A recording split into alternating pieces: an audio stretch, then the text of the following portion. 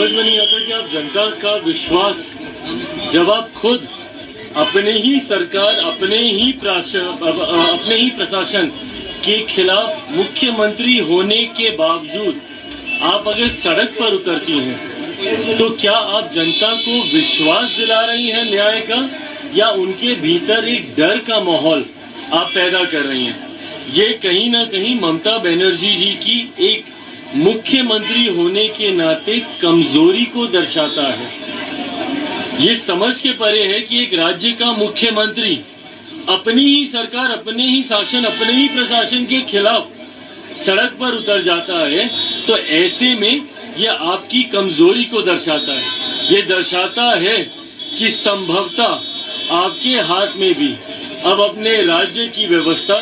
अपने राज्य का तंत्र अब आपके कंट्रोल में भी नहीं है, और इसीलिए इतनी ज्यादा अराजकता का माहौल बंगाल जैसे राज्य में बना हुआ है, जो सिर्फ और सिर्फ मुख्यमंत्री जी की लापरवाही, उनकी कमजोरी को दर्शाता है। यूपीएससी में लैटरल एंट्री पर लेकर राहुल गांधी ने आरएसएस से यूपीएससी को खुला कर दिया और कहा कि सरकार आरक्षण खत्म करना चाहती है इस एंट्री के जरिए। देखिए, मैं इस दो बात को एकदम स्पष्ट कर दूं। अगर किसी भी एक विषय को उदाहरण के तौर पर दिखाकर अगर सरकार की नीयत पे सवाल उठाया जाएगा, तो आज की तारीख में सरकार का अंग होने के नाते मैं इस बात को स्पष्ट कर दूं, हेड ऑफ द गवर्नमेंट मेरे प्रधानमंत्री हैं, और प्रधानमंत्री जी की सोच कतई आरक्षण विरोधी नहीं हो सकती। पीछे कुछ दिनों पहले जब अनुसूचित समाज में भी आरक्षण को लेकर मतभेद को पैदा करने का प्रयास किया गया था, सुप्रीम कोर्ट के द्वारा जिस तरीके से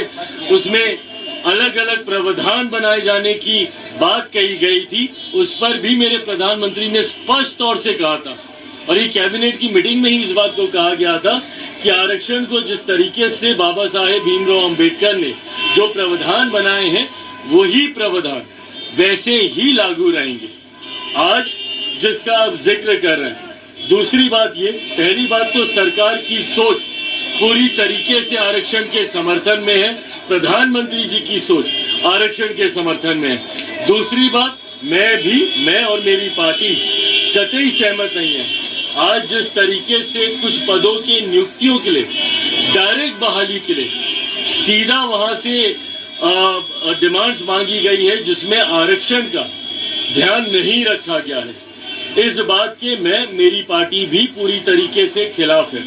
सरकार का अंग होने के नाते सरकार के उचित प्लेटफॉर्म पे इस कंसर्न को मेरी पार्टी के तरफ से हम लोगों ने भी दर्ज कराया है।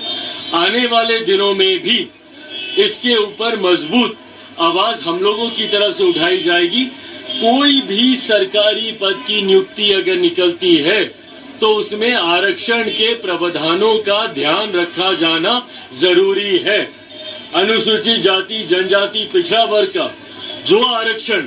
जिस तरीके से सरकारी नौकरियों में जिस तरीके से चलता आ रहा है, हर नियुक्ति में इसका ध्यान रखा जाए, ये अनिवार्य है। और अगर ऐसा नहीं रखा जाता